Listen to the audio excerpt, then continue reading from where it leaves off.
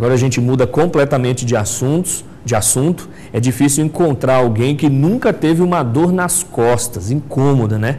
Isso pode ser um problema passageiro, mas também pode ser crônico e é apontado como um dos que mais afastam trabalhadores com atestado médico.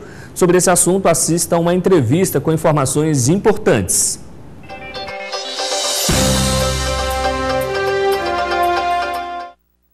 E hoje quem vai falar para a gente sobre esse assunto é a doutora Laila Sheibubi, que é reumatologista. Doutora, começa a falar para a gente o que é essa dor lombar.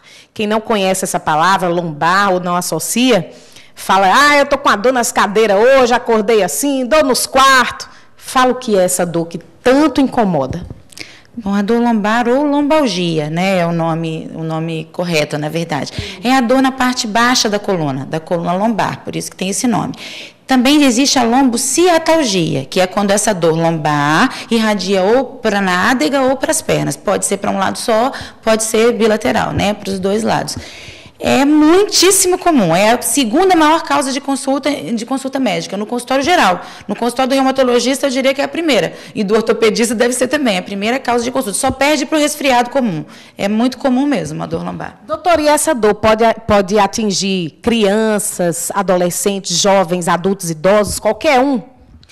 É menos comum na criança, né? No adolescente é até frequente por erros de postura, mochila pesada, né? Postura incorreta na cadeira na hora de estudar. Agora o computador, né? Fica muito tempo sentado e às vezes curvado sobre a mesa. Então acaba acontecendo no adolescente. É mais comum na meia-idade no idoso, né? Mas pode atingir qualquer faixa etária. Doutora, geralmente quando a gente sente essas dores, vai procurar um clínico geral, um ortopedista, mas a senhora é reumatologista. Ou seja, fala para a gente por que a dor lombar pode estar relacionada à reumatologia? Porque o reumatologista trata dor, né? Não necessariamente o reumatismo, que as pessoas acham. Qualquer dor relacionada ao aparelho músculo-esquelético também pode ser tratada pelo reumatologista. Então, acaba chegando para o ortopedista ou para o reumatologista, com mais frequência. Como é que essa dor aparece? Ela aparece por uma predisposição ou, de repente, a gente pode sentir por conta da má postura? A dor lombar ela pode ser aguda, que é aquela dor que apareceu e tem uma duração de menos de 3 semanas. Ela pode ser subaguda, de 3 semanas em diante, e ela pode ser crônica, quando ela passa de 3 meses. A dor aguda pode acontecer com qualquer pessoa por um erro de postura, porque pegou um peso, porque fez um esforço além do que estava acostumado, né? Então, ela pode aparecer com qualquer um e rapidamente.